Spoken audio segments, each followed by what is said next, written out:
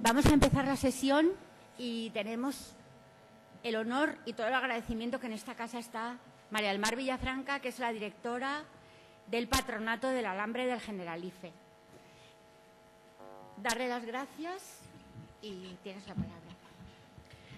Bueno, muchas gracias, Susana, por esta breve presentación.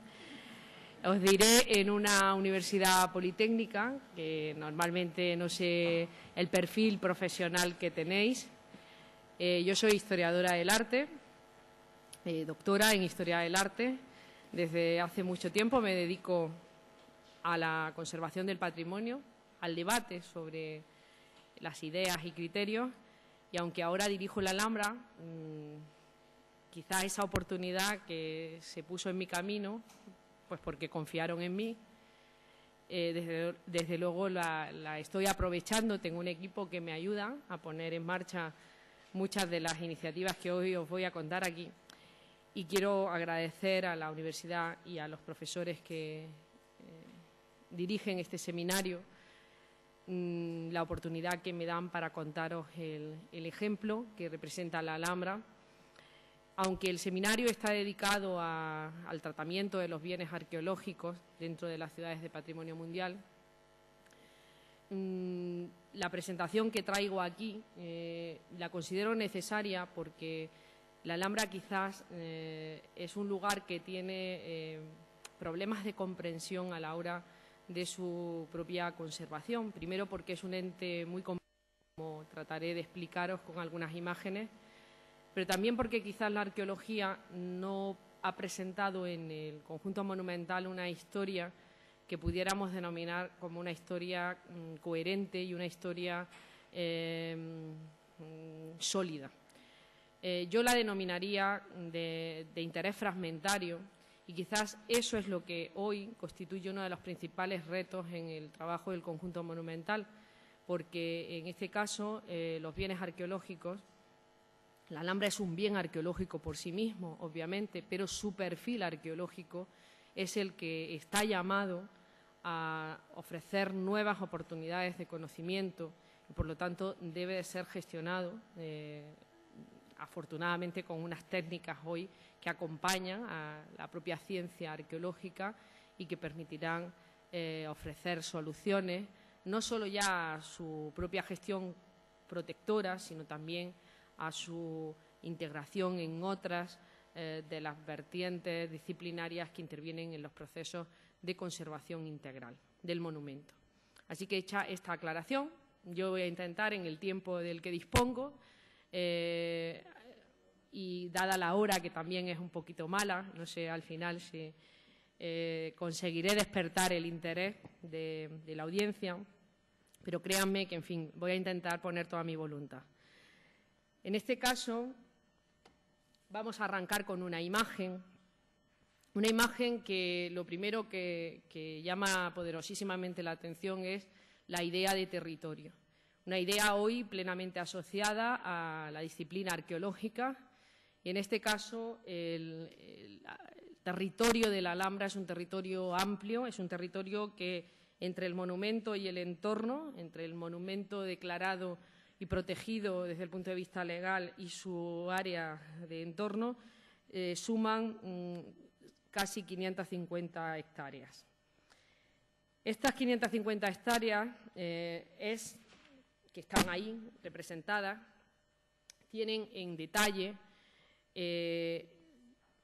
no me gusta mucho esta fotografía porque parece una isla, ¿no? Parece una idea de isla, pero sí que por lo menos nos ayuda a comprender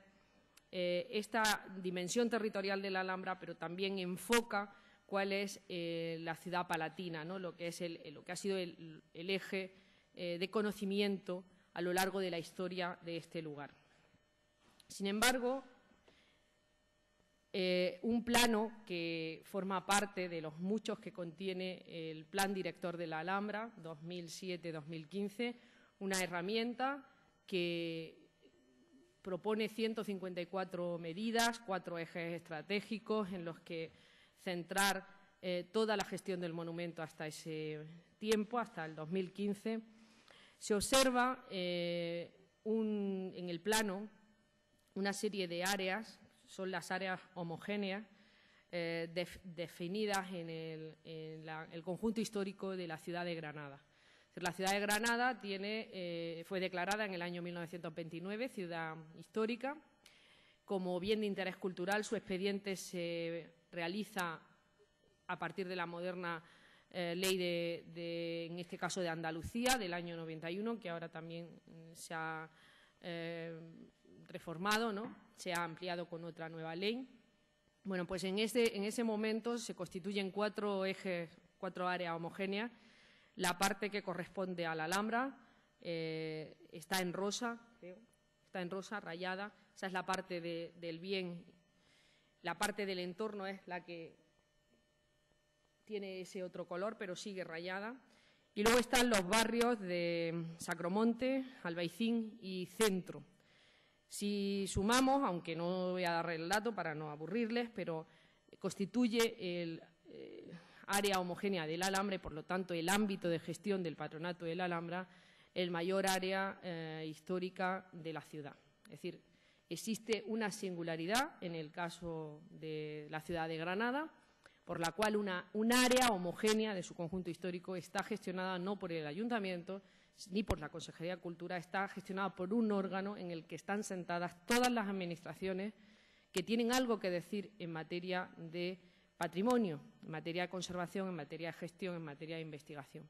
Porque creo que ese es uno de los grandes valores, una idea que les quería transmitir, el hecho de contar con un organigrama de gestión en el que se sientan distintas administraciones que a veces son de distintos signos políticos, pues una historia también que tiene sus luces y sus sombras, pero que evidentemente ha resultado ser una historia afortunada, una historia donde cuando hay que fajarse y hay que dar lecciones de coherencia, al menos en este caso quienes les habla lleva 4 años intentando que todo salga bien y hasta ahora, tengo que decir también en honor a la verdad, que con una cierta mano izquierda se están consiguiendo muchas cosas que hasta ahora eran impensables. Es verdad que no todas las instituciones que se sientan en el patronato para gestionarlo ponen el mismo dinero ni tienen la misma representación. Y esto sucede porque también en nuestro país hay unas leyes y hay una Constitución y unos estatutos de autonomía que en atención a esas competencias y a los principios de titularidad y gestión constitucionales pues hacen que en el caso de la Alhambra, aunque la titularidad sigue siendo del Estado español, es la comunidad autónoma con una nueva configuración de su órgano de gobierno que ya existía con anterioridad al Estado de las autonomías, siga manteniendo ese orden de representatividad en función de sus competencias. De hecho, responsables de medio ambiente, responsables de turismo, responsables de urbanismo en la ciudad se sientan en el Pleno y ayudan, cada uno desde su espacio, a mejorar y a poder hacer factible aquellos problemas que se presentan, a veces con dificultades, obviamente, pero creo que es una ventaja y es justo el reconocerlo. Bien, esta imagen clásica del monumento nos enfrenta a una ciudad que, permítanme una pequeña anécdota, ayer presentábamos en el Salón de Actos del Monumento, del Palacio de Carlos V, un libro que recomiendo vivamente su lectura, a pesar de ser un libro de divulgación, que escribió un gran arquitecto conservador de monumentos y que fue también arquitecto conservador de la Alhambra, Leopoldo Torres Balbás, que muchos de ustedes conocerán. Presentábamos ese libro y yo decía en esa presentación que a él debemos, en sus páginas de introducción al mismo, porque lo hizo para que pudiera ser leído casi acompañando a la visita, como si estuvieran soplándonos al oído la información que uno necesitara conocer en aquel lugar, ¿no?, cuando se aproxima. Y sin pasarse, pero haciendo esa divulgación que también hacían los institucionistas de la Institución Libre de Enseñanza, decía Torres Balbás, lo definía creo que de una manera muy inteligente, como el único palacio de su tiempo que se ha conservado. Y esto yo creo que le otorga una excepcionalidad al conjunto monumental de la Alhambra, que le hace singular, le hace excepcional, porque es cierto. Él decía que, desde luego, era el caso de Occidente, pero pensaba que también en Oriente, y él era un gran conocedor también de la arquitectura del pasado islámico. También decía que esta ciudad es una ciudad debida a la acción promotora de dos tiempos o dos momentos. El momento originario del reino nazarí, los dos primeros monarcas, Muhammad I y Muhammad II, y luego dos monarcas que representan el momento estelar, constructivamente hablando y también políticamente hablando, que fueron los monarcas padre e hijo, Yusuf I y Muhammad V. Estos tiempos históricos y estas estéticas asociadas a esos tiempos, en su momento originario, son los que configuran, son los que le dan constitución a esta ciudad palatina. Una ciudad palatina que nace separada de la ciudad de Granada porque ha de legitimarse una nueva dinastía, y por eso, de esta vista de pájaro que contempla la imagen, podemos contemplar en la imagen, encontramos una imagen contemporánea, pero que todavía nos devuelve esa imagen de ciudad acrópolis, de ciudad dentro de la ciudad, que también el gran Oleg Grabar analizaba en su estudio la Alhambra, iconografía, formas y valores, creo recordar que se llamaba, ¿no? En ese sentido, hoy la Alhambra es una estructura compleja, de gran extensión, que además tiene el honor también de tener en su declaración de Patrimonio Mundial una valoración paisajística. Es decir, en su expediente, cuando fue declarada en el año 84, vamos a cumplir este año el 25 aniversario de esa declaración, se advierte en ese expediente la extraordinaria relación de la arquitectura y el paisaje. Su implantación, obviamente, por tanto, en los planos que han precedido a esta introducción, ponen de manifiesto ese anclaje al territorio, ese anclaje a esa colina que presuntamente tuvo unas mínimas construcciones entre el siglo XI de la etapa zirí, pero su estructura como ciudad-palacio y, por lo tanto, urbana, no se da hasta en la etapa de la dinastía nazarí. En esta imagen también vemos una gran masa verde, y yo decía que esa dimensión paisajística no es solamente desde la perspectiva territorial, sino también de lo que el tiempo ha hecho que se configure en una zona de bosques que son hoy por hoy históricos, pero no son históricos del momento originario. Una zona que la veremos ahora en otras imágenes, pero ya la adelanto, el área de la dehesa del Generalife, porque además de ser una ciudad palatina, también presenta la única Almunia original que nos ha quedado, con transformaciones en época cristiana, pero con un uso de huertas que también le hace ser excepcional. Piensen que esas paratas que construyeron los monarcas nazaríes, que promovieron su construcción los monarcas nazaríes para el autoabastecimiento de la corte, y que hoy son una excepcionalidad dentro de los jardines de la Alhambra, han tenido el mismo uso y la misma tradición generación tras generación. Y creo que hoy constituye un momento excepcional para poder estudiarla, analizarla y aplicar nuevas perspectivas sobre ella. De hecho, lo estamos haciendo, como después en algunas imágenes lo veremos. Voy a pasar un poco más rápidamente, porque en este esquema he intentado representar esa estructura física que al final es una perspectiva también urbana de la ciudad, esa ciudadela que está constituida por un borde urbano, una zona de borde urbano. Ahora veremos algunas imágenes de los barrios que circundan y que relacionan a la Alhambra con la ciudad. No hay que ver la Alhambra como algo alejado de la misma, aunque esté en colina, sino que hay que verla hoy configurada con unos espacios de transición como son los propios bosques. En el caso del río Darro, después hablaré del Darro, como espina que vertebra también culturalmente la relación con todo el valle y también con los barrios históricos del Sacromonte y del Albaicín, y con un tramo urbano que penetra incluso en la propia ciudad de Granada. Pero este área monumental no es solo, como decía, la Alhambra, los distintos palacios de la Alhambra, no es solo un palacio, son distintos palacios de la Alhambra, muchos de ellos constituidos hoy en áreas arqueológicas, algunas investigadas y otras por investigar, y la finca del Generalife y todo el sistema de reserva arqueológica que es hoy el Cerro del Sol. Esa dehesa del Generalife tiene vestigios de importancia capital, como lo que se denomina popularmente la Silla del Moro, una estructura hidráulica defensiva y hoy un gran mirador a la ciudad, que está siendo actualmente restaurado, bueno, por lo menos un proyecto de recuperación de esos vestigios arqueológicos para convertirse no solo en una valoración de los mismos, sino también en una gran mirador de todo ese conjunto monumental y de todo el paisaje de la Alhambra. La Almunia de Daralausa, que también está, el Palacio de la Novia, se denominaba Palacio de la Novia, el Albercón del Negro, el Aljibe de la Lluvia, los Pozos Altos, es decir, y la Presa Real. Todas unas infraestructuras hidráulicas absolutamente esenciales y que, por lo menos quien les habla, tiene en el horizonte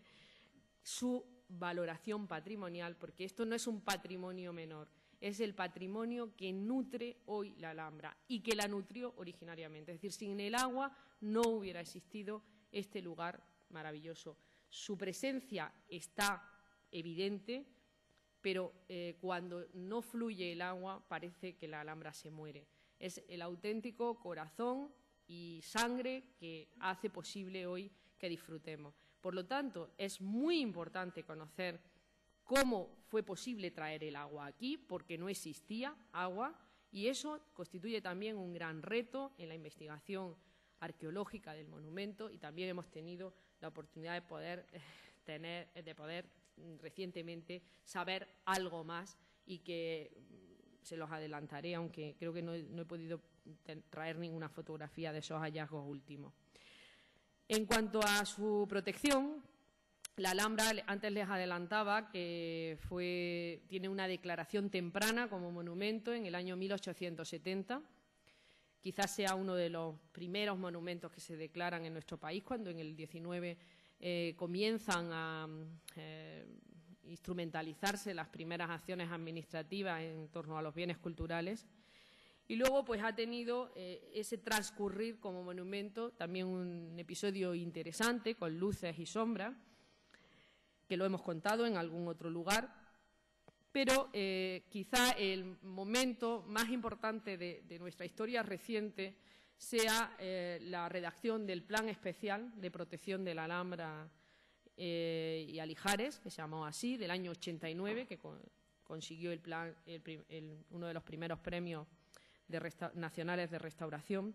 Y estas dos imágenes, perdón, estoy hablando y no, pues estas dos imágenes corresponden, además están sacadas de fotografías, con lo cual tienen ya ese tono virado de las imágenes del archivo, en este caso del archivo de oficina, no del archivo histórico, que he utilizado para comentar no solo el plan, que está plagado de imágenes como esta, sino que es un elemento pionero que representó en aquel momento en el que estaban organizándose también las políticas de bienes culturales en nuestro país, y particularmente en la España de las autonomías, pues fue una vez más la Alhambra pionera con este plan especial de protección, un plan que está agotado ya, es un plan que ha cubierto una etapa, que además en noviembre de este año se sacó a concurso la revisión del mismo, y que hace muy pocas semanas acaba de adjudicarse ese planeamiento para su revisión y para que todas las directrices emanadas del plan director puedan ser volcadas en esa nueva herramienta de protección y que dé soluciones a todavía los problemas planteados que tiene el lugar. Estas dos imágenes, me interesa destacarlas, esta de aquí, porque enfrenta a la Alhambra con su paisaje más de horizonte, ¿no?, que es la Sierra Nevada. Y ello nos viene a evidenciar esa fisicidad, esa geología del lugar, porque está emplazada en las últimas estribaciones de Sierra Nevada, con la que guarda, como veis, horizontes de paisaje muy interesantes, y que también tenemos abierta una línea de trabajo con la dirección del Parque Nacional de Sierra Nevada para poder comprender mejor tanto la Alhambra desde la sierra como la sierra desde la Alhambra. Y la otra, pues nos enfrenta hacia el otro lugar en peligro de extinción, que es La Vega. La Vega de Granada es un lugar que tiene muchos vínculos con la Alhambra, ya no solo desde la etapa de Nazarí, sino que es que en época cristiana los riegos y el turno de riegos del agua de la Vega, que era la gran despensa de abastecimiento de tanto del antiguo régimen como también de la Granada del 18 y del 19, de finales del 18 y del 19, se regulaba desde la campana de la Torre de la Vela. Entonces hay elementos significativos de interés, sobre todo porque desde la Alhambra, desde sus torres, desde sus miradores, son atalayas absolutamente preferentes para la comprensión de la implantación de la ciudad y de la pervivencia de la misma. Ahora hay una plataforma ciudadana reivindicando el derecho a que la Vega sea respetada, porque ha tenido sucesivas etapas de los planes urbanísticos, le han ido comiendo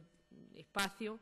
y bueno, también hay que decir en honor a la verdad que la ciudad de Granada es una ciudad que quienes la valoran desde fuera la valoran mucho, pero quienes vivimos allí y somos de allí pensamos que ha crecido muy mal y que quienes han tenido que tomar decisiones al respecto pues no han estado a la altura de la gran calidad que esta ciudad tiene y de su excepcionalidad. Bien, hecha este comentario, ahora voy a pasar una serie de imágenes tomadas todas ellas desde el monumento, en la mayoría de los casos, donde se ponen en evidencia aspectos hoy que la ciencia arqueológica tiene absolutamente asumido, y es esa dimensión territorial a la que me refería. Si desde la Alhambra, y manteniéndonos en el registro exclusivamente histórico de su origen, la ciudad, desde donde se ejercía el poder y se mandaba, se construyeron grandes infraestructuras en el Albaicín o en la Ciudad Baja, está claro, nada más que con esos vestigios, su vínculo. Pero es que, refiriéndonos al tiempo de la gestión, por tantas veces valorada, de don Leopoldo Torres Balbás, mucho más conocida en sus aspectos como arquitecto, ¿no?, como arquitecto conservador, y en mucha menor medida como gestor, pero que los tuvo y que estamos intentando también recuperar parte de esa documentación, muy fragmentaria, pero existe. Bueno, él tenía pensado crear una red desde la Alhambra para poder no solo recuperar, que lo hizo con las entradas, o sea, con el dinero que sacaba de las entradas del monumento, en lugar de ingresarlos, como hacemos nosotros ahora, a la Tesorería General, pues él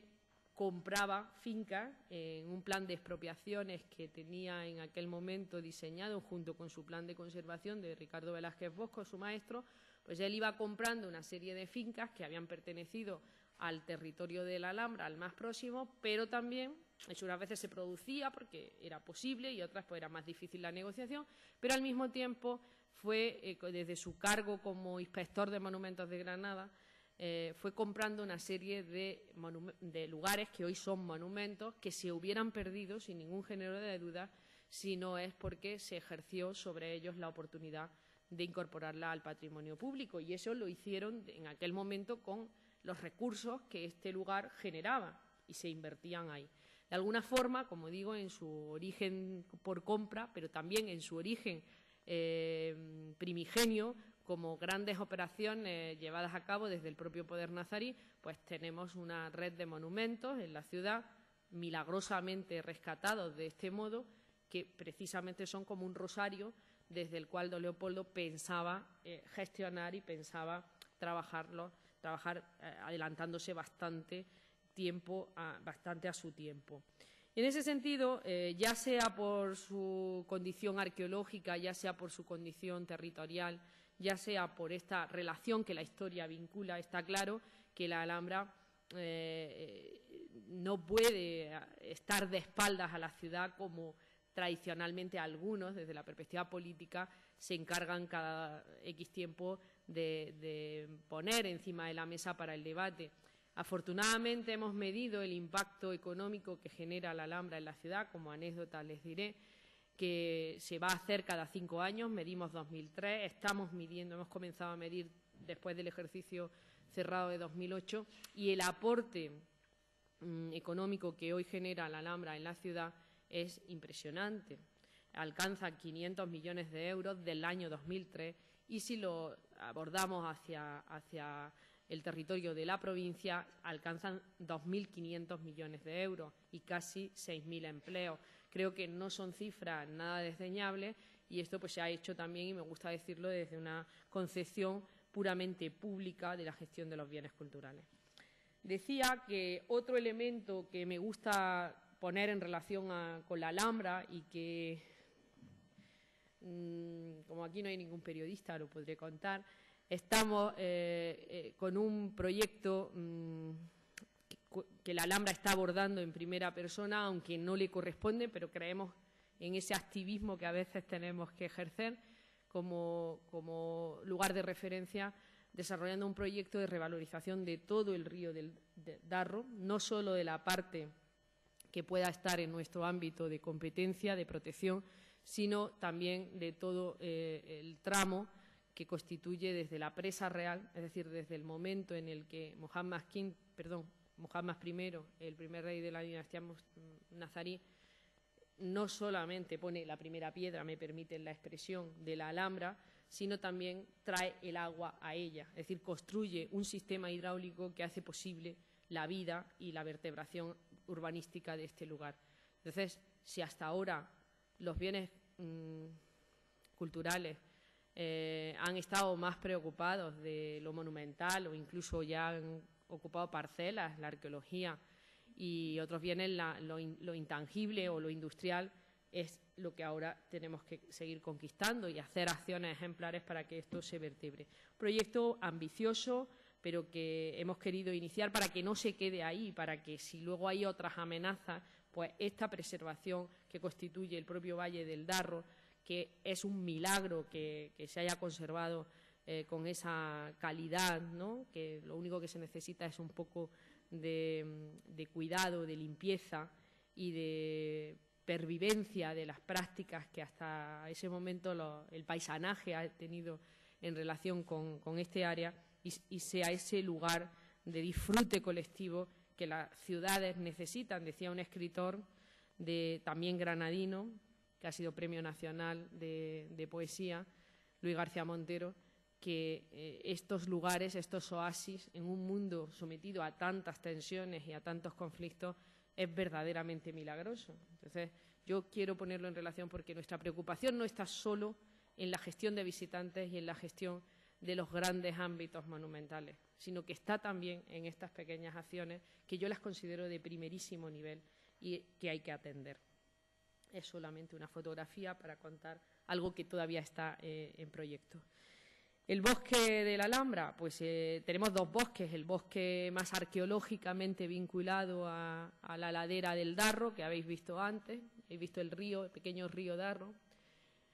Darro, por cierto, viene de oro, río de oro, está asociado también a unas originarias minas de oro que fueron explotadas por los romanos, ¿no? Entonces, desde ahí viene esa tradición, y ha existido tradicionalmente en Granada la idea de ir al río a encontrar pepitas de oro, porque es verdad que durante muchos años fue fácil encontrar en las cristalinas aguas del Darro esas pepitas de oro, ¿no? Que quien las encontraba, pues seguro que tenía ya el jornal ganado, seguro para un año. Bien, el otro bosque, en esta una imagen del verano un poquito más seca que la que ahora tiene, ¿no? Que es una imagen magnífica. Es un bosque ya envejecido, un bosque del siglo XIX. Evidentemente no es el bosque originario porque no existía, porque es impensable en un concepto de defensa de ciudad-palacio el que hubiera un bosque tupido para que esa función defensiva escarpada de de la colina de la Sábica no se pudiera ejercer. Pero hoy están convertidos en la mayor área verde de la ciudad. Es decir, gestionamos uno de los grandes parques de la ciudad. Y también hay, en este sentido, que acometer problemas importantes de gestión arbórea, de riesgos como los vendavales, por ejemplo, que se llevaron en octubre del año pasado 36 árboles que sabíamos que tenían problemas. Es decir, quiero dar con esta introducción, esta charla, una imagen poliédrica de lo que constituye la gestión de este lugar. Y como hasta ahora no he hecho ninguna concesión hacia lo artístico, histórico, que es mi disciplina, solo unos flashes para poder centrar aquellas cuestiones que, no por tópicas, me resisto a comentar. La valoración de la Alhambra, desde el punto de vista artístico, no es exclusiva, es también una valoración identitaria, es una valoración que los ciudadanos de Granada la tienen de un modo especial. Por un lado, la hacen suya, pero solo cuando viene alguien para mostrarla. Difícilmente el granadino se acerca a ella, la disfruta, aunque en esto también quiero decir que las tendencias van cambiando. Pero de verdad que eso está constatado, que el granadino le gusta verla en la distancia, acercarse a ella cada vez más, pero hay que hacer esfuerzo. Y ese carácter identitario ha hecho también bastante mal al lugar, porque ha generado conflictos y esa valoración excepcional que viene más del mundo de fuera, pues ha chocado con la tradición local, que la ha querido hacer suya, pero de un modo algo egoísta. Esas murallas de primer término nos recuerdan que es una ciudad dentro de otra, que su origen fue ese. Fue una ciudad para legitimar una dinastía, como os decía, y es una ciudad que también, en otro momento de su historia, fue intervenida con un proyecto político de primerísimo nivel. Dicen los especialistas en este periodo que fue el malogrado sueño imperial de Carlos V. De hecho, el palacio del emperador, que centra el corazón y vértice de los propios palacios nazaríes, ahora veremos alguna imagen, durante mucho tiempo tuvo mala prensa, sobre todo durante el romanticismo, porque fue denostado frente al exotismo de los palacios nazaríes. Yo, en este caso, como decía, tengo que ser objetiva y decirles a ustedes que es uno de los mejores edificios del Renacimiento de todos los tiempos y que también ha sido los expertos sobre el Renacimiento han querido que sea de autor italiano y probablemente fue sugerida la idea arquitectónica por un arquitecto italiano, ¿no? Por un arquitecto, no sabemos si Giulio Romano o alguien del círculo de Rafael, como decía Manfredo Tafuri. Pero hoy por hoy los planos están firmados por un español, Pedro Machuca. Y aunque la crítica italiana haya denostado ese origen español para uno de los mejores palacios, como digo, del clasicismo italiano de todos los tiempos, pues lo tenemos en el conjunto del corazón nazarí. Y el patrimonio nivela, y yo creo que hoy es una suerte que podamos tener estos dos ámbitos como objeto de revalorización patrimonial. Sobre todo porque precisamente la gestión del monumento y el trabajo de investigación de distintas disciplinas sobre él han proporcionado nuevas lecturas para explicar ese emplazamiento, como les diré a continuación. Además, tenemos la fortuna de no solamente tener esos palacios excepcionales que decía Torres Balbás, ese gran palacio renacentista no terminado, no concluido, sino que es que tenemos esa Almunia exclusiva del Generalife en esta imagen al atardecer y las huertas en una imagen de invierno que nos llevan a uno de los principales estudios previos que estamos haciendo antes de su consolidación, para conocer con exactitud a través de las fuentes escritas y de todos los expertos que hoy pueden aportar información sobre las huertas y las especies, ¿no?, incluidos los estudios paleontológicos, ¿no?, que permiten también las semillas, el estudio de semillas, y que han hecho ahora mismo un estudio muy interesante comparativo para saber si los tulipanes que no son de Holanda, todo hay que decirlo, no son de Holanda, estuvieron ya presentes en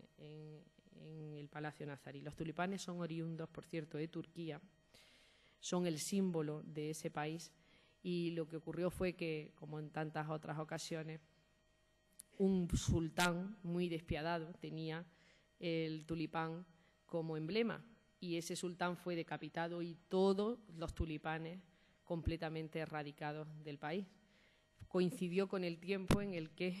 a través del comercio, los holandeses lo llevaron a los Países Bajos y tuvieron la fortuna de idear toda una industria en torno a las flores y a los tulipanes. Pero originariamente el tulipán es de Turquía, de la zona de Anatolia. Decía que voy a pasar una serie de imágenes. Este maridaje entre arquitectura y paisaje nos da perspectivas como esta, donde aparentemente en un campo o en una huerta aparece una torre como esta, ¿no?, la Torre de las Infantas, al fondo una iglesia cristiana, a unos cuantos metros el área arqueológica de Dar al-Arausa, un auténtico, como digo, sistema urbano de villas que nos han comprometido con otro de los proyectos de investigación en el que estamos esforzándonos por conocer,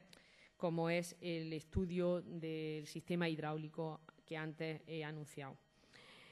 Este extraordinario y valioso sistema hidráulico de captación de agua a partir del río Darro, lo adelanto aquí en una de las imágenes que constituye la planimetría del mismo, están sombreadas la ciudad palatina amurallada, el área verde, la zona del Generalife, y algunos puntos que tienen que ver con infraestructura de ese agua. En azul aparece la acequia real, que también se manda a construir por Muhammad I, su trazado, el punto en el que, una vez que penetra en el área del Generalife, se bifurca un tercio de su caudal. A ver si lo puedo ver. La parte verde, el caudal. Y esta parte de aquí, esta es la acequia real, el azul es el río Darro. Esta es la parte que se bifurcaría para poder poner en carga todo este territorio y hacer posible, hacer productivo a través de una serie de huertas, como originariamente estaba en todo este sector. Pero no solamente se queda aquí la cosa, sino que todavía hay canalizaciones en todo este sector, puesto que este área toma el agua de distintos partidores de la propia Alhambra. Luego, la vertebración del sistema hidráulico y su conocimiento es absolutamente clave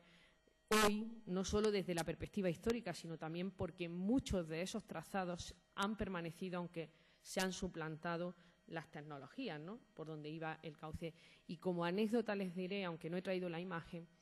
que en uno de los tramos de seguimiento arqueológico de una obra que no tenía que ver con el proyecto de investigación global del sistema hidráulico, pero sí la cautela hubo de hacerse efectiva porque era evidente que íbamos a encontrar allí algo, apareció la acequia real como pensábamos, es decir, en un estrato más inferior la hecha por el sultán, muy bien conservada, un poquito más arriba la que los cristianos, una vez que se van los acequieros y expulsan a los moriscos y ya no hay ni tecnología ni profesionales para poder mantener aquello, pues aparece el curso de la acequia, pero a través de un lecho mucho más burdo y mucho menos sofisticado que el original. Y en el sustrato superior, la que hace Torres Balbás en el mismo tramo. Luego está relacionado el uso del agua a lo largo de la historia en tramos concretos, y eso viene a certificar la importancia de este proyecto. Porque además, estas estructuras que ven aquí, La primera, la que está en primer término, se le conoce con el nombre a este área de los albercones. Son unos sistemas hidráulicos parecidos a los que encontramos en otros lugares, sobre todo el norte de África, en Argel. Son sistemas de abastecimiento y de depósito, y además permiten, a través de ingenios de norias de sangre o de norias tiradas con tracción animal,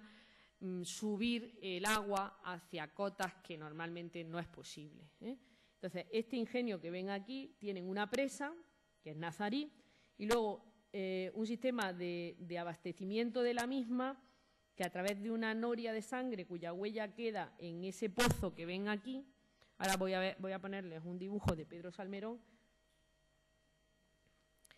que explica el sistema de canalizaciones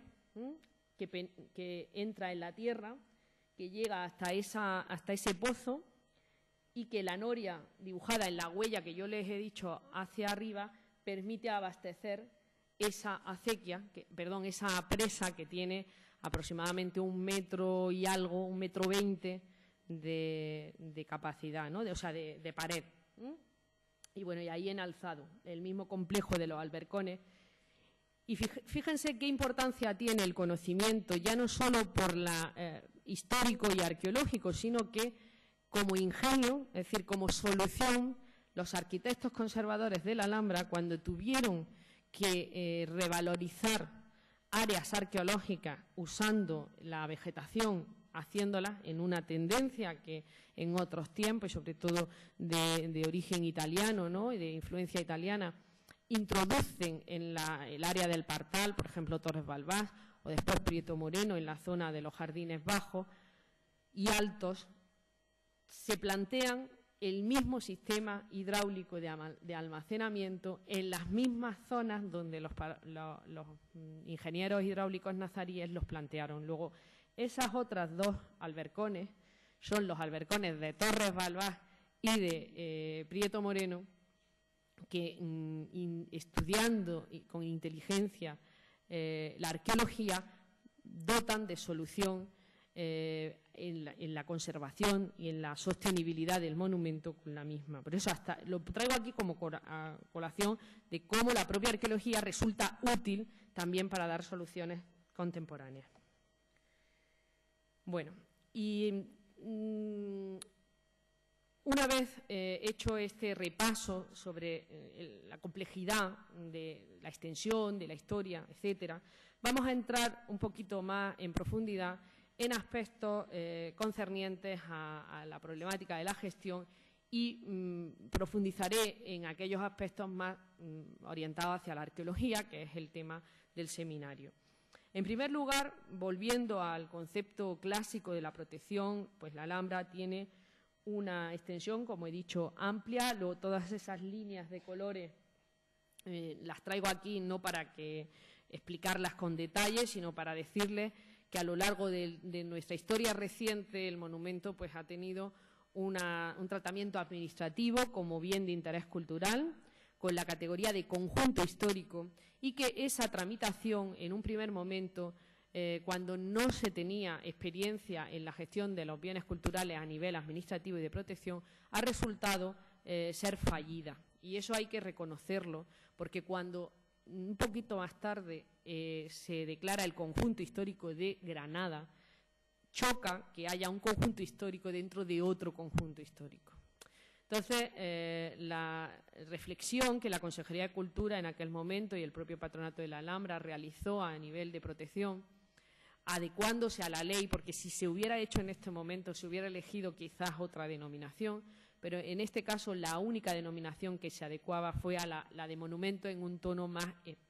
no era sitio histórico, en fin, las otras categorías no se adecuaban bien y se vuelve a la denominación clásica de monumento, con lo cual tenemos una nueva declaración como bien de interés cultural del conjunto monumental de la Alhambra y el Generalife con la categoría de monumento en marzo de 2004. Todo esto es lo que generó el que se nos planteara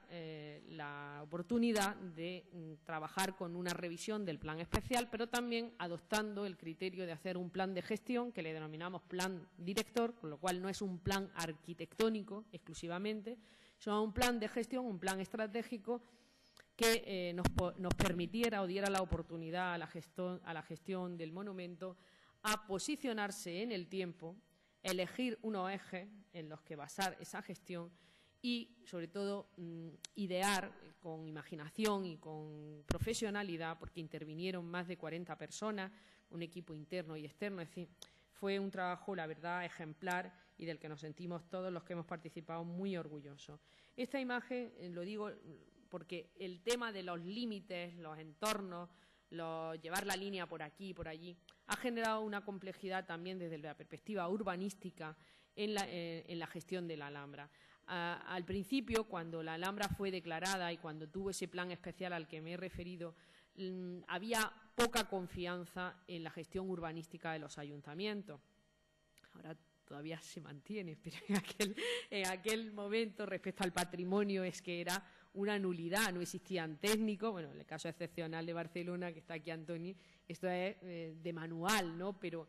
la verdad es que todo esto en el año 87, pues lo que el ayuntamiento quería era sacar dinero a costa también de la especulación urbanística en el entorno de la Alhambra. Y de hecho, el plan especial de la Alhambra se tomó conciencia de la importancia del mismo cuando hubo una operación que se abortó por parte de la Consejería de Cultura, poniendo dinero sobre la mesa, que eso es complicado en ese tiempo, pero compró toda una finca que hoy constituye una reserva importante, paisajística y de cualificación ambiental necesaria, en eso que llaman los gestores del Patrimonio Mundial las zonas tampón. Son zonas que son necesarias proteger, porque no es inocuo lo que se haga allí, porque luego tiene consecuencias, sobre todo en la apreciación de los valores culturales del sitio, sino que en aquel momento se vio como absolutamente imprescindible. Hoy esa revisión a la que sometemos el bien cultural Alhambra desde la perspectiva del monumento, de la categoría de monumento, viene a trazar una línea más lógica y más coherente, menos urbanística, pero más patrimonial que la que hasta ahora llevamos manteniendo. Porque nosotros estamos gestionando problemas urbanísticos que no nos corresponden, que hoy en día, como está la legislación en vigor, debieran corresponder a otras instancias. Entonces, en eso estamos luchando para que haya una maduración y unos organismos bien documentados y bien profesionalmente bien preparados para que esa labor de protección que se ha hecho en el entorno del monumento se pueda hacer de un modo más eficaz, porque nosotros tenemos esa competencia a nivel legislativo, pero no podemos retraer recursos de la gestión del monumento y de la conservación del mismo para hacer políticas de protección a la ciudad. Esto es un problema y un debate interesante porque también nos quita mucho tiempo. Hasta ahora no hemos sido ajenos al mismo, al contrario, nos hemos puesto siempre a disposición de las soluciones, pero también es verdad que los recursos humanos son escasos y nos retrae de nuestras prioridades. Decía antes que la Alhambra para nosotros no es solo el monumento originario, aunque la Declaración de Patrimonio Mundial, saben ustedes que los valores de autenticidad y de integridad son los que nos comprometen, ¿no? Son los que hemos firmado, que estamos comprometidos con esos valores. Pero, ¿qué es lo auténtico en la Alhambra? Cuento una anécdota y hace poco tuve la oportunidad de acompañar a Su Majestad la Reina de España y a la primera dama siria a un recorrido por la Alhambra. Y doña Sofía estuvo todo el rato preguntándome que qué era original en la Alhambra. Y yo le decía, Majestad, todo es original, dependiendo de cómo lo valoremos. Ella es una gran conocedora del monumento, pero evidentemente estaba refiriéndose a qué partes eran auténticas, originarias de aquello o aquellas que eran fruto de la historia de la restauración. Bien, el problema y quizás la ventaja de este lugar es que en este esquema que he tratado de hacer, un diagrama histórico, hay momentos estelares, hay hitos a recordar, el momento originario, cuando el rey Muhammad I, según el manuscrito denominado Madrid-Copenhague, dice que traza la ciudad y trae el agua. Eso ocurre en 1238, si pudiéramos llamarle ese momento como un hito, teniendo en cuenta que ya había vestigios anteriores del siglo XI y también han aparecido en esa investigación fragmentaria de la que hablaba antes, de contenido arqueológico, algunos restos que como hipótesis plantean intervenciones en época almorávide. En cualquier caso, influencias almohades las hay, pero el dato que tenemos es ese. Luego está la instancia cristiana, el tiempo en el que los bienes de los reyes nazaríes pasan a ser bienes de la corona de Castilla. Y algo que me gusta siempre recordar, puede ser romántico, pero es verdad que si este lugar existe es porque una cultura distinta a la que lo creó hizo posible que se conservara. Como símbolo, por supuesto, político era la época, pero también como una estrategia, ¿no?, de mantener a esta población que, por un lado, creo, a lo mejor una interpretación personal, me lo permití, pero el hecho de castigar, entre comillas, con un impuesto, ¿no?, al fin y al cabo, crear un impuesto que gravaba a la población morisca, cuyo destino era la conservación del monumento, fue una eficaz manera de recaudar a una población que se le invitaba a quedarse con sus privilegios, pero también se les obligaba a pagar duramente por ese precio, pero para recaudarlo y que no se escatimara era para conservar su símbolo, ¿no?, con el que ellos se identificaban. No sé si esto es así o no, por lo menos yo quiero interpretarlo, me parece que es una manera inteligente y la prueba es que cuando ese impuesto desaparece, desaparece la conservación del lugar, entendida como una preservación, porque la propia reina Juana, hay quienes dicen que ejerciendo su padre de tutor político,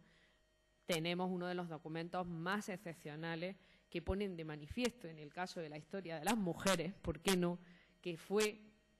la conservación de la Alhambra motivada por una real cédula firmada por la reina Juana. Y en esa real cédula se decía, para que quede eterna memoria. Es muy bonito también el propio documento, para que quede eterna memoria, destinamos este dinero para su conservación. Bien, esa historia cristiana, con sus luces y sus sombras, llega hasta la expropiación de los bienes de los reyes en la persona de Isabel II y su enajenación y su conversión en bien público, en monumento, en 1870. Desde ahí hasta nuestros días, la Alhambra puede, de una manera muy digna, construir una historia sobre su conservación. La historia de la restauración en nuestro país, de la intervención en nuestro país, se puede contar también a través de la historia de sus monumentos y, por supuesto, en el caso de la Alhambra,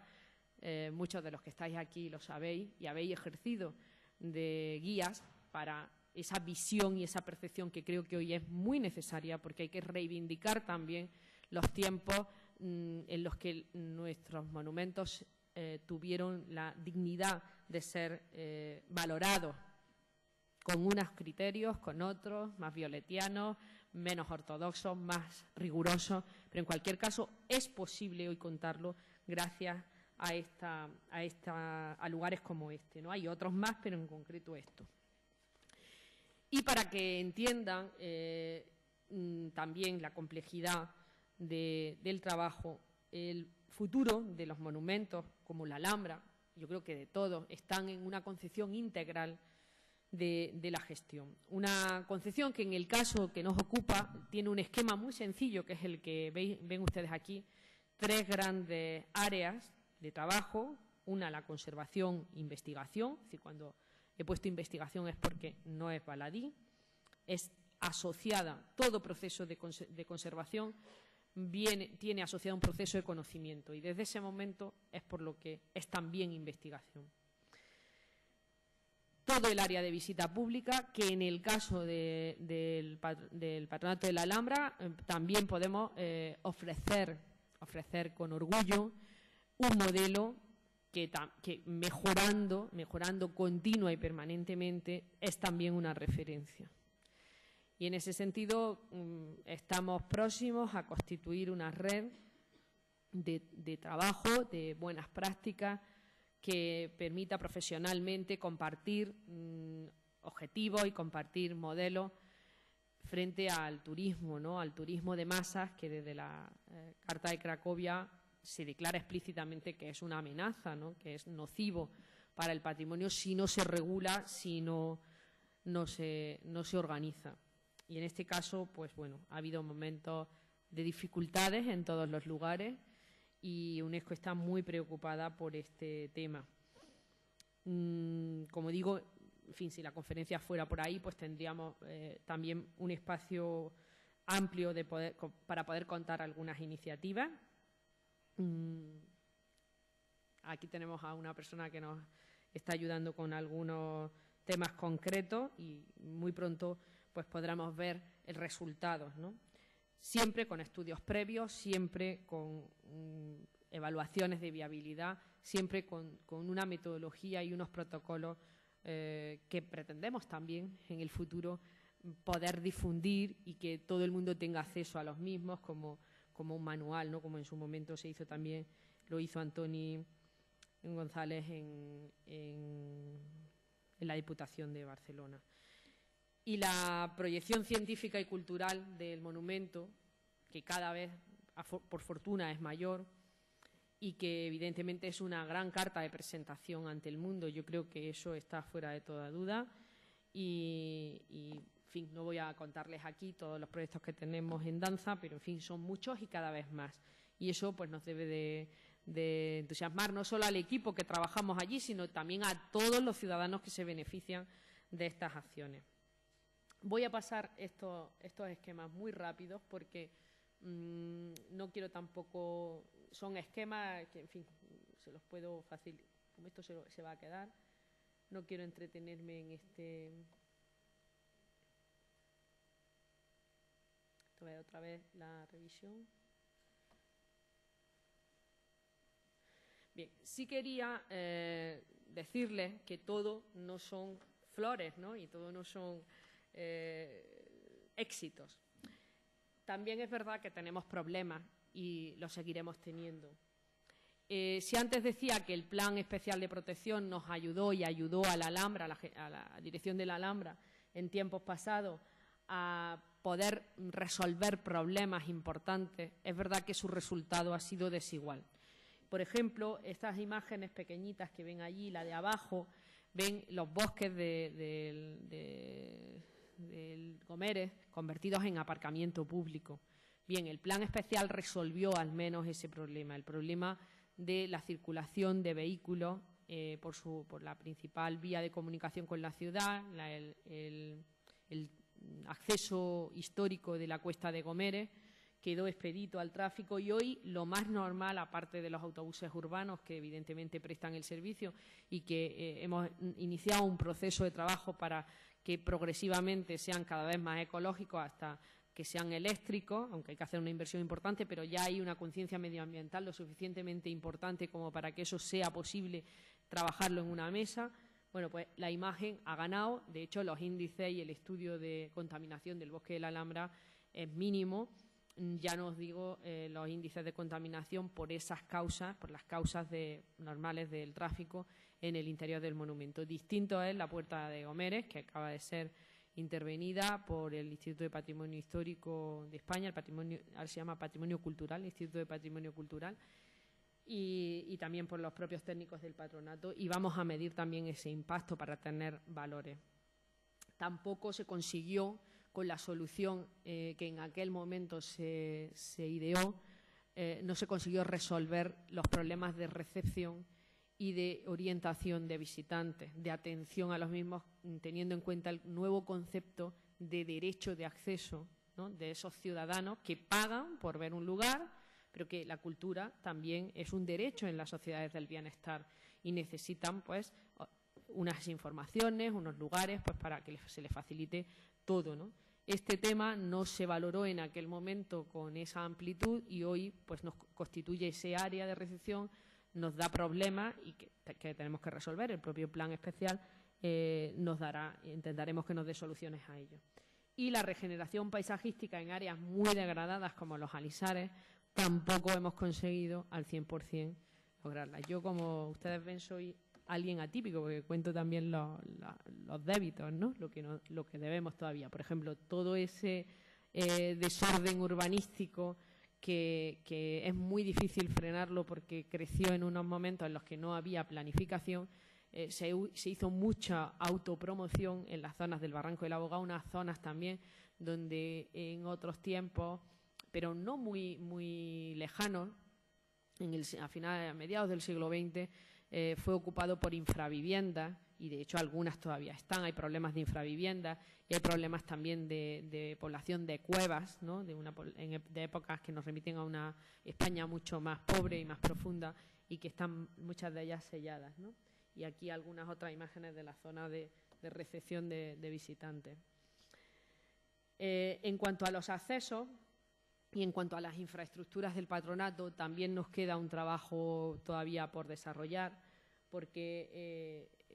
nosotros estamos en contra, y lo digo abiertamente, de un forzamiento mecánico de accesibilidad. Porque creemos que a la Alhambra hay que ir entendiéndola poco a poco, hay que dar ese paseo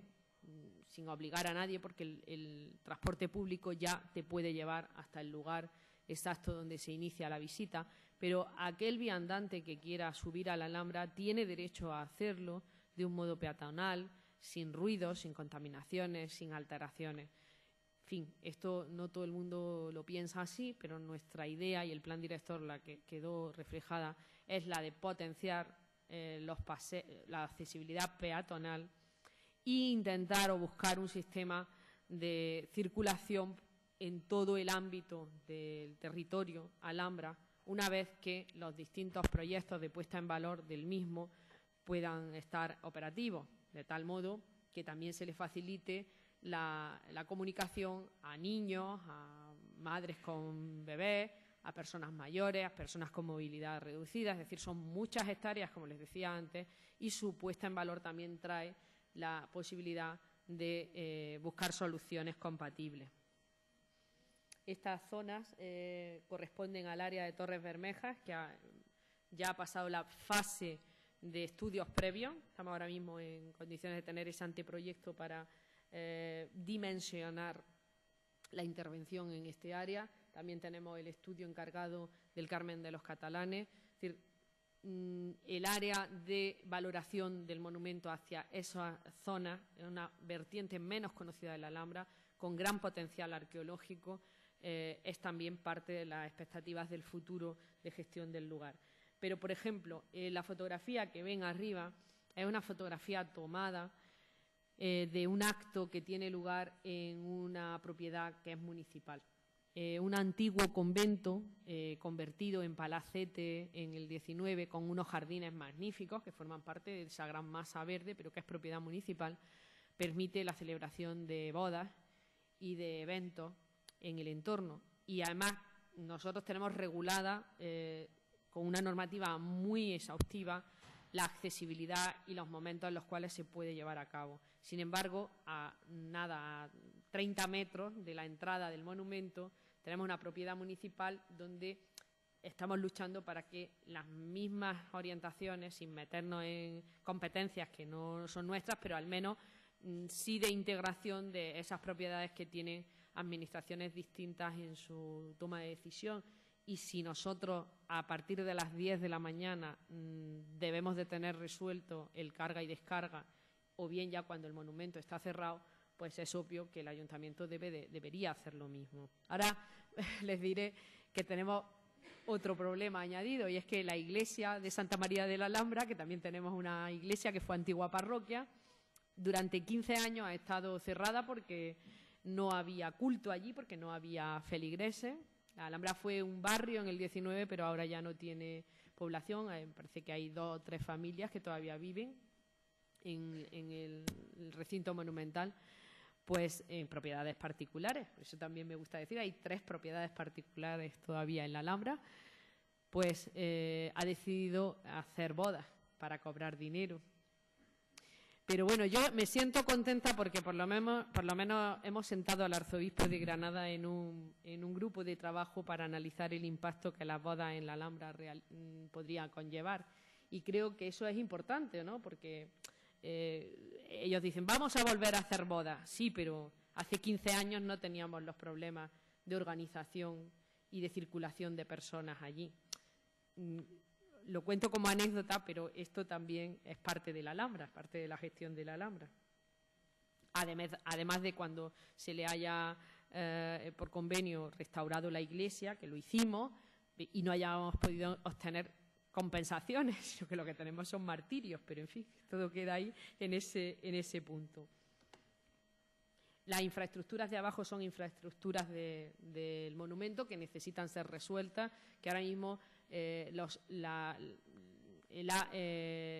edificios, ¿no?, donde están instalados los talleres de la Alhambra y demás, constituyen infraestructuras que hemos heredado del pasado. Siempre hemos intentado aprovechar lo que hay y nunca construir nada nuevo. Eso es lo que se denomina nuevos museos, que ni son nuevos ni son museos, pero se sigue denominando nuevos museos porque el proyecto iba a ser un proyecto de nueva instalación de los museos de Granada. Hemos tenido la veleidad reciente de nominarlo edificio Fuente Peña, porque por lo menos como cuando se destrozaron la huerta de Fuente Peña, por lo menos que quede la toponimia del nombre reflejado en los edificios. Está costando, si la gente sigue denominándole nuevos museos, pero le queremos, vamos, por lo menos son unos edificios que los construyó Prieto Moreno, uno de los arquitectos conservadores del monumento después de Torredembarra durante muchos años. Fueron edificios inacabados. También parte de su paralización vino dada porque se hicieron aprovechando la muerte de Franco. Entre que se terminaba una época y se iniciaba otra, allí se posicionaron para empezar a construirlo sin licencia. Cuando se descubrió todo, se tuvieron que paralizar. Y así los recibimos cuando la autonomía se hicieron las transferencias, pues se recibieron así.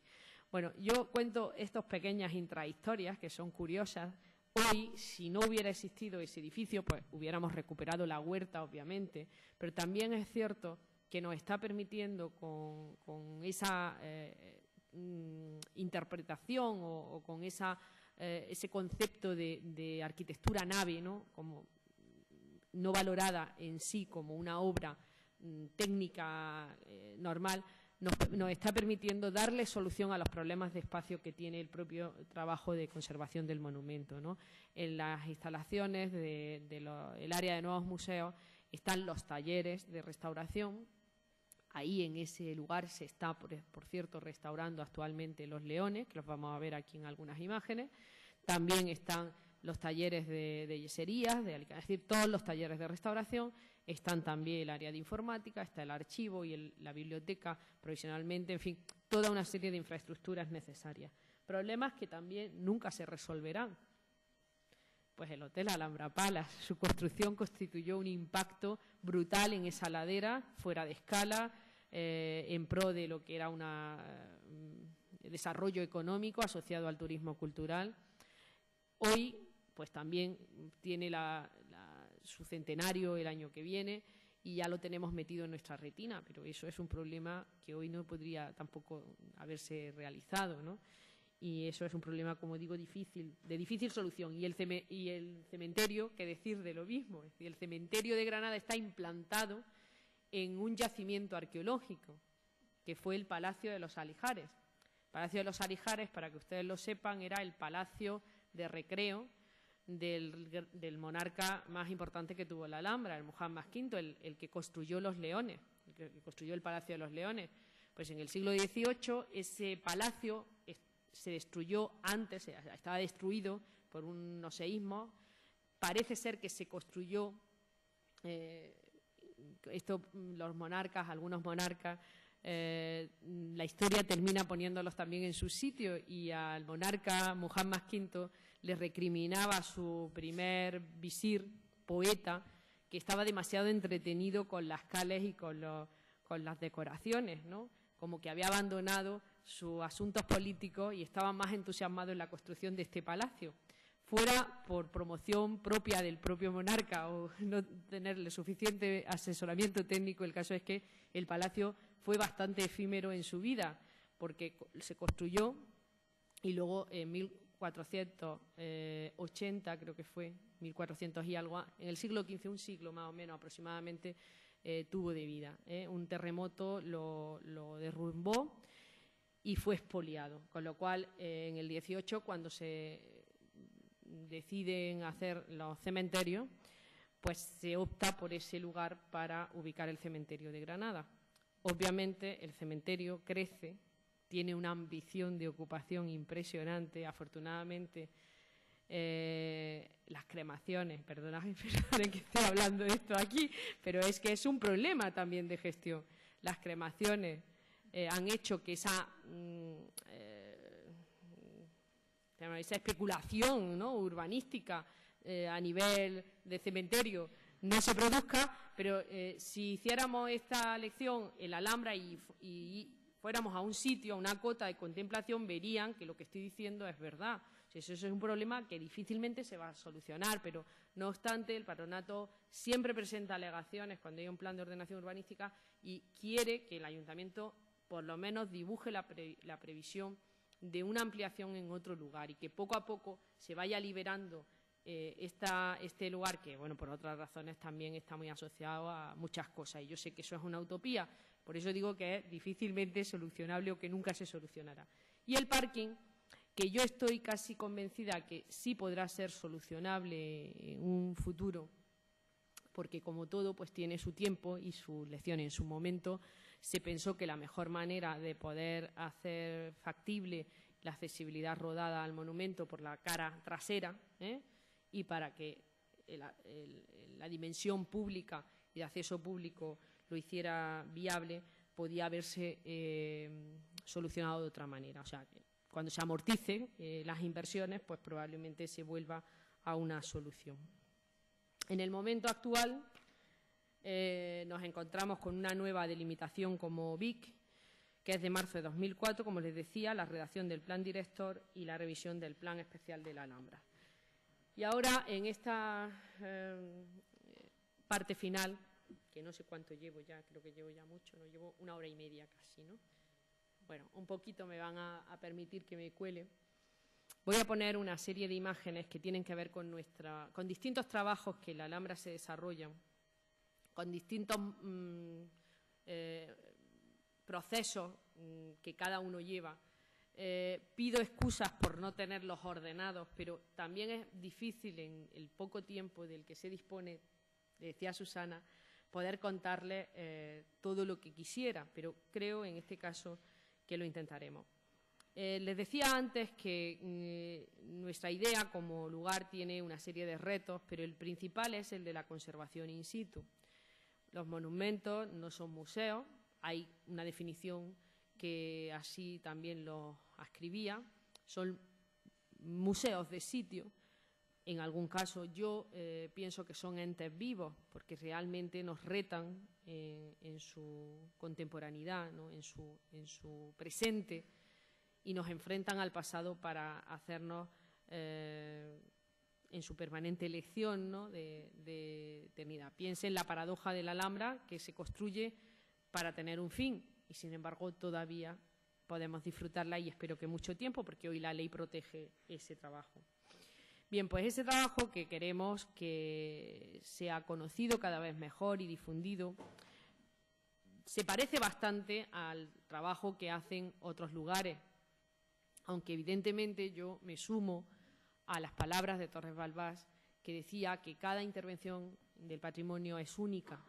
y exige soluciones únicas, porque ningún lugar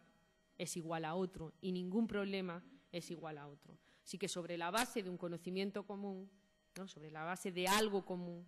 ha de enfrentarse a soluciones propias, que son las que cada lugar presenta. Nosotros hacemos estudios previos y esos estudios previos son de muy diversa naturaleza, de disciplinas distintas, que nos ayudan a comprender mejor antes de intervenir. Pero el proceso no se acaba en el antes, sino que también continúa en el durante y, por supuesto, le ponemos bastante interés a la difusión del mismo, porque es obvio que existe un interés y estamos obligados a ello. Una de las intervenciones, que tiene ya algún año, pero son de las últimas jornadas, es la intervención en el patio de la Ría o el patio del Palacio del Generalife. En la imagen que veis aquí hay una selección de las más de 300 y pico imágenes que pudieron rescatarse de la fisonomía del lugar. Y enfrentaba al equipo a decidir cuál era la solución de nuestro presente. Porque ¿con cuál momento nos quedamos? ¿Con el arqueológico? ¿Con la instancia exclusivamente arqueológica y originaria? ¿O con aquella que se había consolidado como imagen en el tiempo? Esta es la que le dio Torres Balbás, el de la fotografía, por cierto, del mismo autor, con la crujía, y la que en un tiempo después su discípulo, y luego también por otras razones, no continuador de las teorías de Torres Balbás, Prieto Moreno. Y este era un poco la imagen del patio antes de ser intervenido. No les voy a contar aquí todo el proceso que llevó a ese equipo multidisciplinar a adoptar los criterios y las soluciones, pero desde luego que se sumaron todas ellas. Es decir, hoy ese proceso de conservación es verdad que debe de primar el punto de autenticidad, está claro, pero también lo que el propio lugar ha sido. Y si antes les ponía el esquema de la historia, toda esa historia está concentrada en la Alhambra. Y hoy no podemos hacer lo que hizo Torres Balbás, que también destruyó parte del pasado cristiano de la Alhambra. Hoy no lo podemos hacer. Las cartas arqueológicas nos dicen que, salvo que por razones de conservación deba eliminarse, ¿no?, que eso también es posible, tenemos que conservar en el lugar y retarnos permanentemente a la conservación de ese lugar.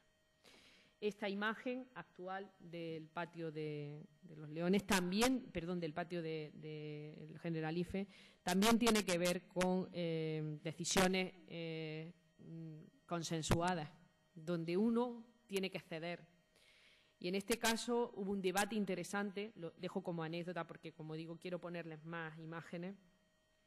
Se planteó la continuidad o no de los surtidores del patio.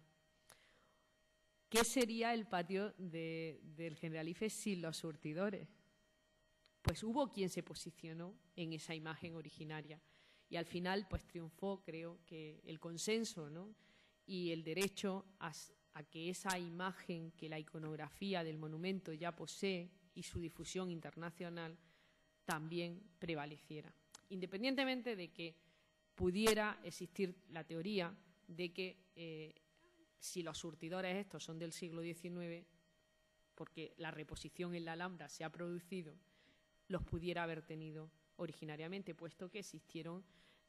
jardines persas donde los surtidores, como en el Generalife, tuvieron lugar. Es decir, que la idea no es una idea romántica, es una idea que estaba ya presente en la tradición en la que se inspira la construcción de la Alhambra. Bueno, la anterior era una actuación singular, como muchas de las que hay en la Alhambra. Esto pertenece al trabajo de mantenimiento. Casi me atrevería a decir que el 75% de la conservación de la Alhambra se debe al trabajo de mantenimiento permanente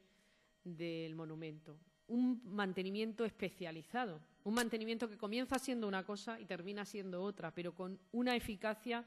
extraordinaria. Aquí había que limpiar el muro de toda una serie de plantas y había que consolidarlo porque, evidentemente, los morteros de cal, por razones diversas, sobre todo por la acción del agua y de la orientación o de la insolación del clima de Granada, pues actúa sobre los monumentos.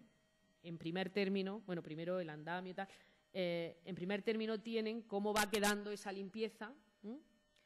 y cómo está el muro antes de que, en esta fotografía es muy ilustrativa porque se ve parte del muro limpio y destañado y luego parte del muro todavía en torno a la Torre de la Pólvora sin limpiar. Y en esta imagen está ya limpio. Bueno, pues en esa labor de limpieza, ¿cuál es la página? A ver, esta me parece. Ven que hay toda una masa verde, una jardinera, que enmascara la parte arquitectónica.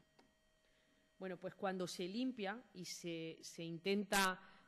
ir hacia el problema de la generación de humedad en el muro y se decide por parte del Servicio de Conservación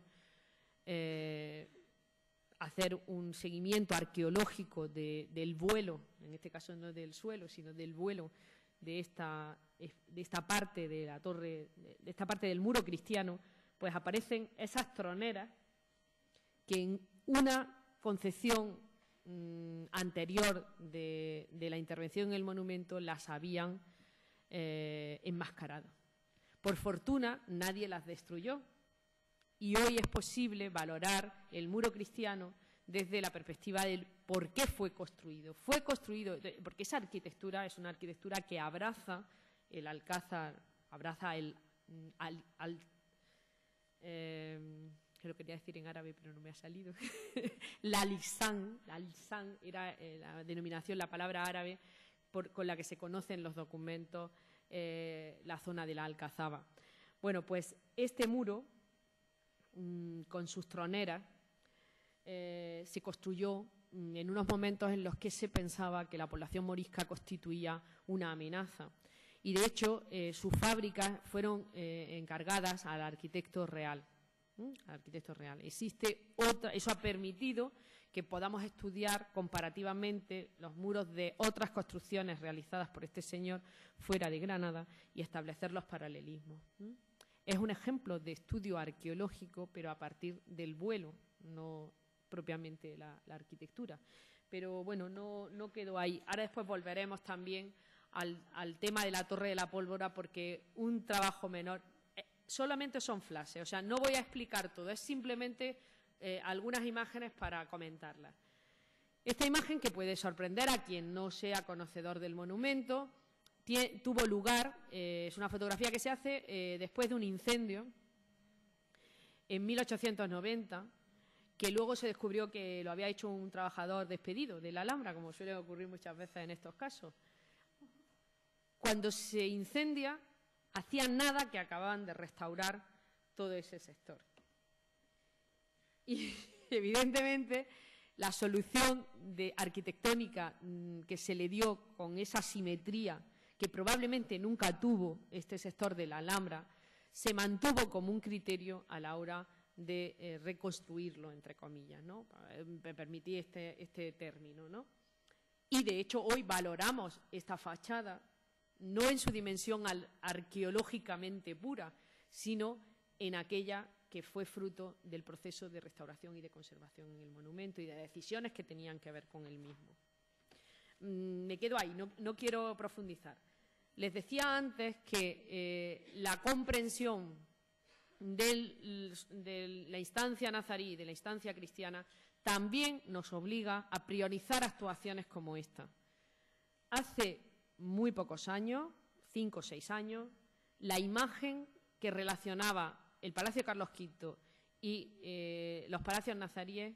no era posible comprenderla. Exclusivamente había que entrar al patio de los Arrayanes para poder entender, y se entendía el palacio como una implantación, que realmente lo es, no quiero decir que no lo sea, pero era necesario encontrar esos elementos de conexión.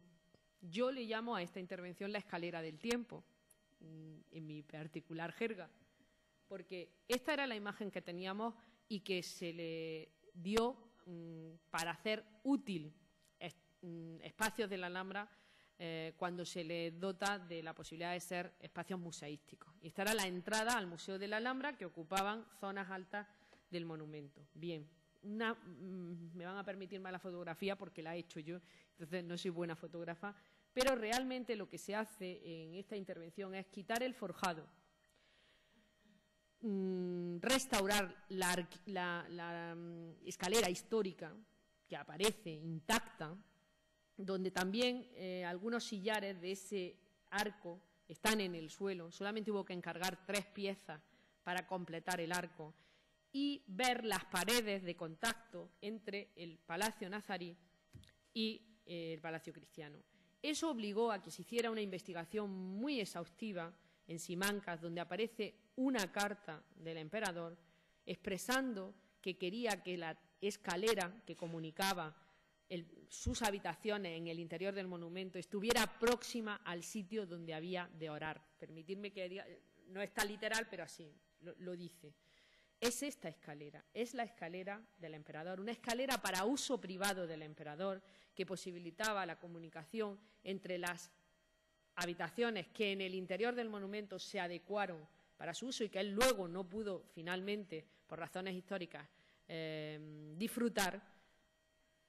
y el palacio, que se concebía como una fachada pegada al mismo y que afortunadamente pues tampoco pudo realizarse en toda su complejidad, pues si no pues hubiera habido un poquito más de destrozo. Pero es verdad que yo les recomiendo que hay un libro editado sobre esta historia muy interesante para profundizar en esa relación de proximidad y no de antagonismo entre una arquitectura y otra. Decía que el trabajo del arqueológico en la Alhambra es un trabajo fragmentario y que verdaderamente no podemos hablar de la gran historia de la arqueología del monumento. Digo desafortunadamente, ya me hubiera gustado a mí que pudiera contarles esto, pero es verdad que en los años 40 hubo un impulso, bueno, por supuesto con Torres Balbás, pero Torres Balbás no fue ese arqueólogo que hoy pensamos. Él utilizaba la arqueología como un registro para toma de datos y para decisiones que había de tomar en su revalorización de la arquitectura, pero no, evidentemente no contó con las técnicas actuales ni con la capacidad de análisis y de formación que hoy tenía. Además, aparte que él era arquitecto y no era arqueólogo, aunque le gustara la arqueología. Pero en unos años posteriores sí que en la promoción de muchas de las excavaciones, que en aquel tiempo solían decirse escarbaciones porque tenían esta imagen, ¿no? Escarbaciones, pudieron dar soluciones más felices, ¿no? O por lo menos de interpretación de los vestigios arqueológicos asociados a etapas de la Alhambra menos valoradas, como es todo el área del Mexuar, que se incorporan a la visita pública en los finales de los años 40 y que continúan con una tradición de investigación, como el caso de la Rauda, que era la zona de enterramiento de los reyes nazaríes, que bueno, solo conservaron tres esqueletos, porque los demás, como saben ustedes por las capitulaciones, los reyes católicos permitieron a Boabdil que saliera con sus muertos, entre comillas. No es que me gusten a mí los muertos, que estoy aquí como muy mortuoria, pero es verdad que sacaron todos los difuntos, todos los reyes, en el exilio que se le conceden en la Aurax de Andarax, las Alpujarras, probablemente los entierre y ya no se sabe dónde está ubicado ese enterramiento. Pero bueno, las 3 tumbas de la Rauda que se han conservado hoy se pueden identificar de este modo en el subsuelo, porque aparecen de esta manera en la excavación arqueológica. Luego se le da esa solución que protege, pero al mismo tiempo delimita la forma en la que estaban las 3 tumbas, cuyas piezas, las piezas de mármol que coronaban dichas tumbas, se encuentran en el museo, muy bien conservadas, por cierto. Soluciones para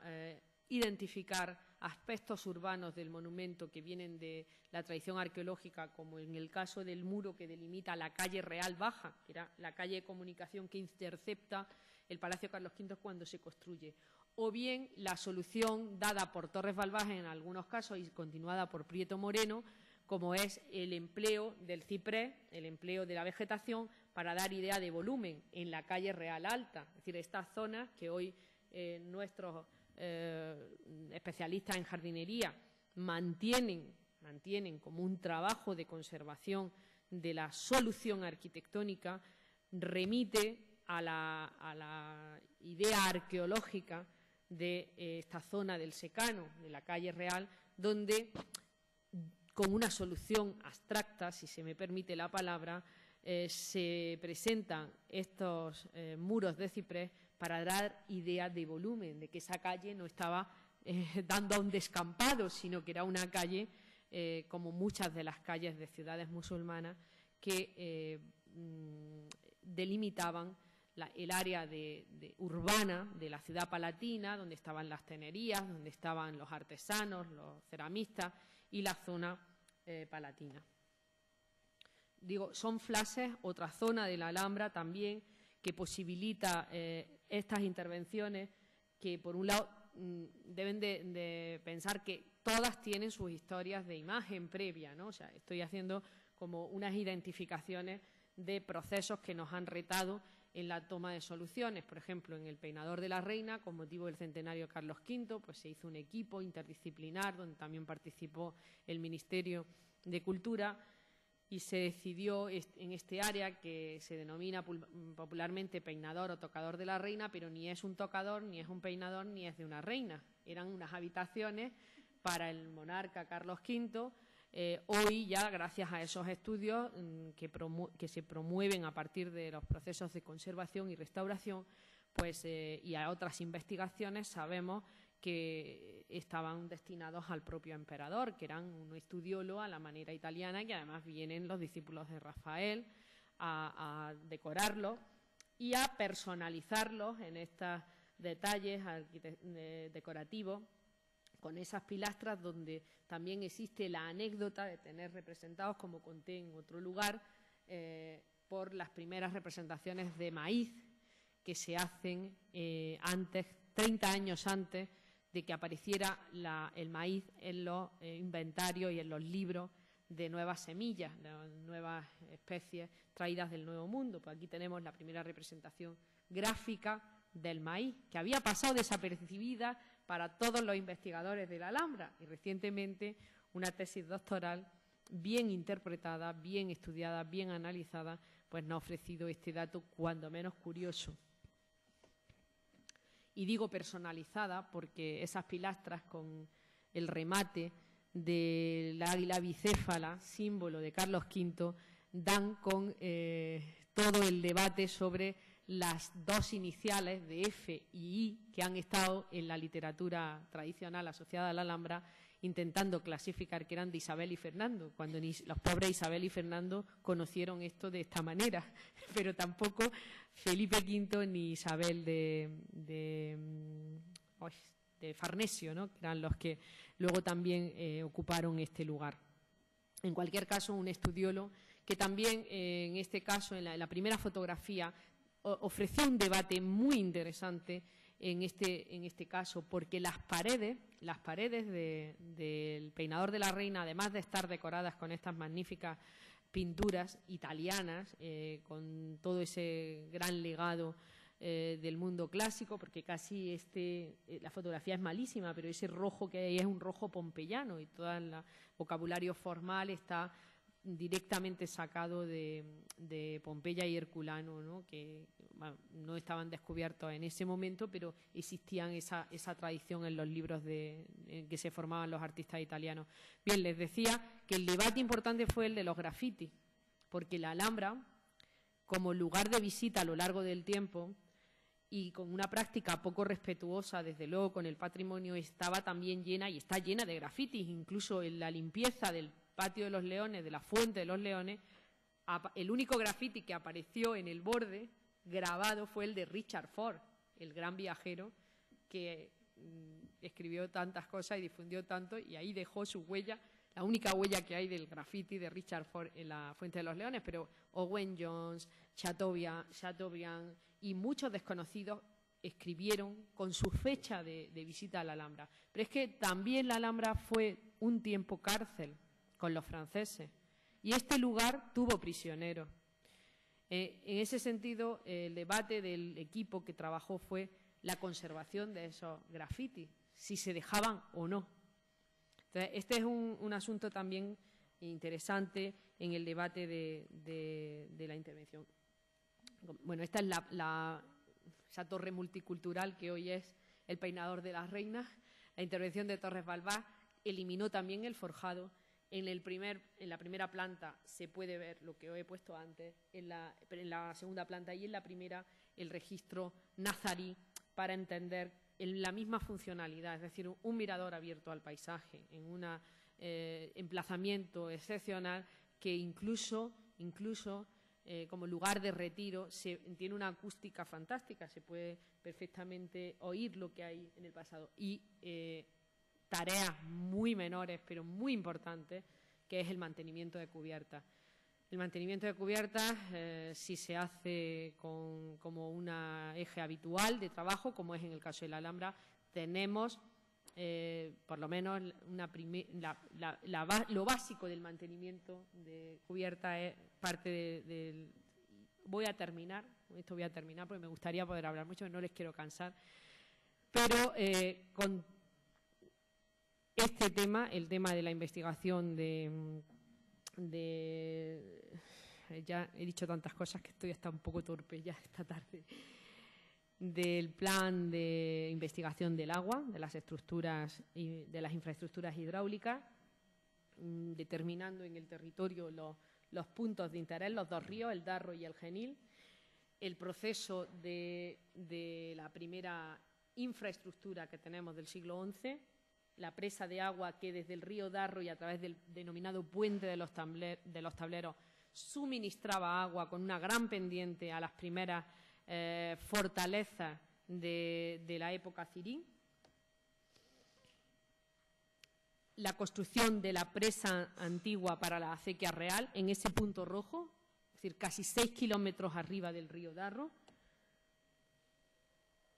El curso de la acequia real, trazado en azul,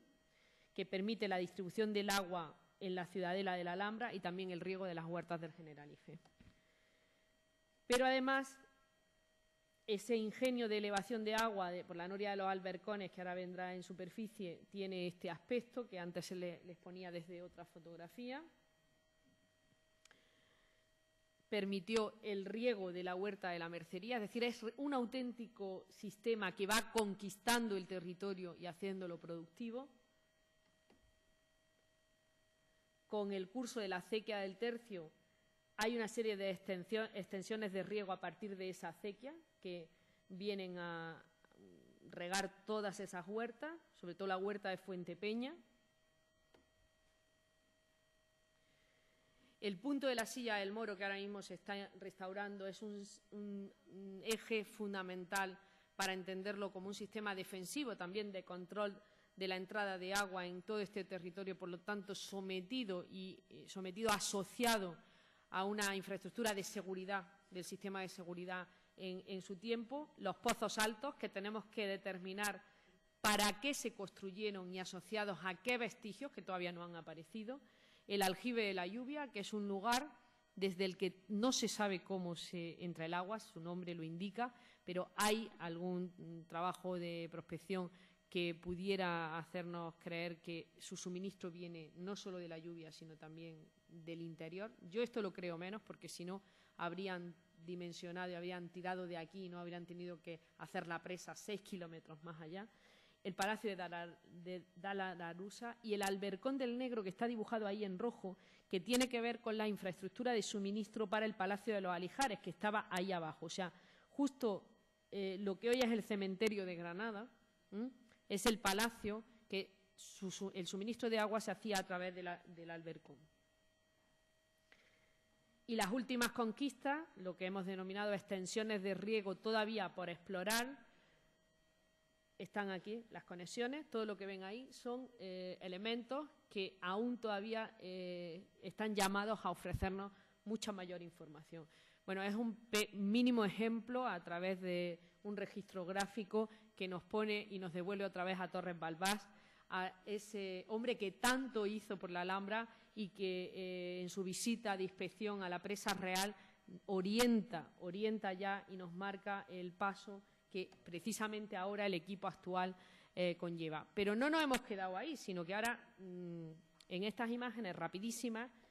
nos ha colocado en el reto de estudiar todas las estructuras de agua, de depósito, ya sean más bellas, el aljibe construido por el conde de Tendilla para el suministro, por otras razones, la alberca del Partal, distintas imágenes de cómo el agua está presente en la Alhambra, asociadas con fuentes, con pilares, fíjense una bañera incluso. Por cierto, los nazaríes tenían bañeras de mármol.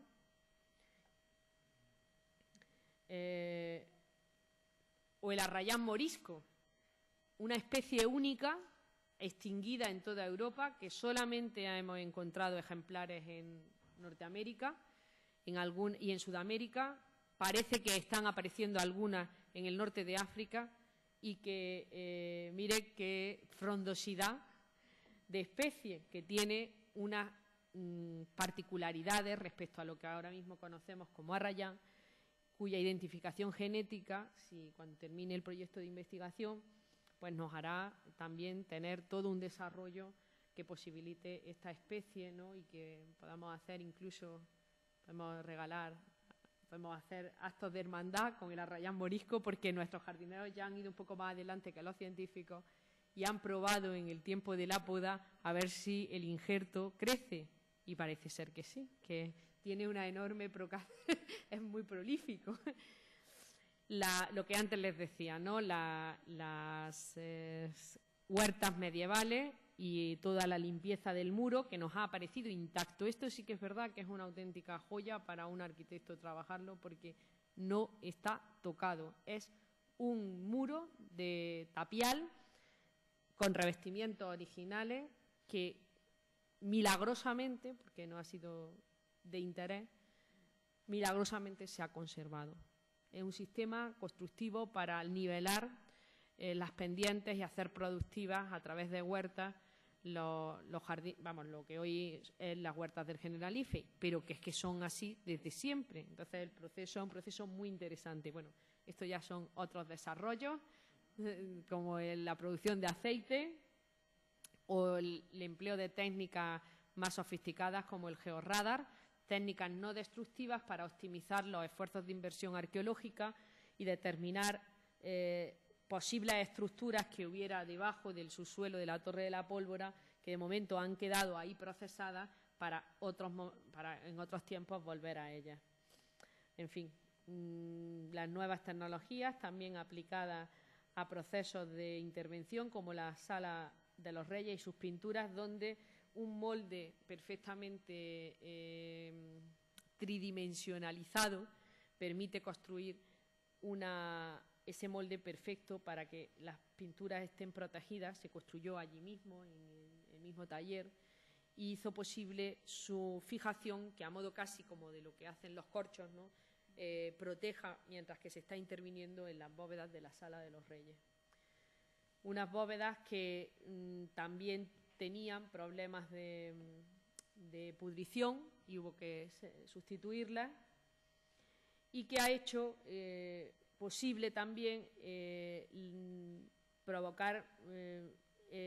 retos como la conservación in situ que les decía antes y la introducción de trampillas para que en un momento determinado los registros nos vayan indicando si el problema que ha originado el que ahora intervengamos pues podría ser detectado a tiempo y no llegue ya a una solución de hechos consumados, ¿no? Bueno, estos son distintos registros en otros lugares, ¿no? Para la detección de, por ejemplo, en este caso, pequeñas calzadas, ¿no? O muros en otras zonas, o por ejemplo unas estructuras en torno a la alberca rota en el Cerro del Sol, esta estructura pentagonal de la que existe solo un ejemplo parecido en una torre, o la intervención en Los Leones, que también con estudios previos. Este es el león número 4, que he traído el número 4, pero en fin están todos hechos en 3D, técnicas no destructivas a través de onda corta, que ha detectado, por ejemplo, un hecho muy importante, el empleo de estas técnicas. Siempre se creyó que los leones tenían el circuito interno del agua, era trasero. Y así están todos los libros. Todos los libros están en los que se han atrevido a decir lo han dado por hecho, ¿no? Bueno, pues no. La pata izquierda, todos los leones tienen la pata izquierda fragmentada, porque por la pata izquierda transcurre el circuito, ¿no?, el tubo. Y los problemas que a lo largo de la historia ha generado los atranques en ese tubo han hecho que la pata izquierda, de los 12 leones, los pobres están, incluso en algún caso, hasta fragmentados por 20 partes, en 20 partes. Bueno, esta es una imagen un poco cómo hay que hacer el trabajo a veces a la luz de la prensa y la expectación que genera un episodio que tiene que ser absolutamente y milimétricamente controlado, pues es muy difícil hacerlo a hurtadilla o es muy difícil distribuir unas imágenes. El hecho de vivir in situ estos procesos forma parte también de nuestro tiempo y nos tiene que preparar para el mismo. Este es el traslado de los leones que se cumplió milimétricamente, su traslado al taller y aquí cómo fueron protegidos y desembalados y su colocación en cada uno en sus plataformas para poder ser intervenidos, en este caso en una primera fase del proceso. La verdad, los leones están fatal. O la colocación de un dispositivo para que la fuente pudiera ser también restaurada, porque no cabía por ningún lugar, no lo podíamos llevar al taller y tuvimos que también emplearnos para que se diseñara un dispositivo que, bueno, dialogara con el monumento y más que dialogara, hiciera útil, ¿no?, que permitía perspectivas como esta y que incluso el propio trabajo de conservación en el lugar se convirtió en un atractivo turístico más, como aparece esa señora ahí fotografiando el proceso de trabajo, o el empleo de la tridimensionalidad o las máquinas 3D como sistema de registro para volcar a partir de estos registros que, bueno, nosotros no hemos descartado ni la fotogrametría, ni el dibujo, ni la fotografía. Hemos querido introducir como un sistema más novedoso que te permite una manipulación y que yo aquí no lo he traído moviéndolo, pero en fin, un nivel de detalle hasta que la única fisura que tiene la taza es posible verla con esta calidad. O, por ejemplo, el rescate de la pieza originaria del surtidor para poder hacer un ensayo y aunque al final no lo vamos a llevar a cabo porque no era ese el objetivo, porque hay que utilizar también los recursos técnicos actuales, pero sí es muy interesante hacer el ensayo para comprobar cómo era el sistema hidráulico original a partir del estudio. Lo vamos a hacer, además lo vamos a hacer la prueba. Ya está, lo voy a dejar aquí.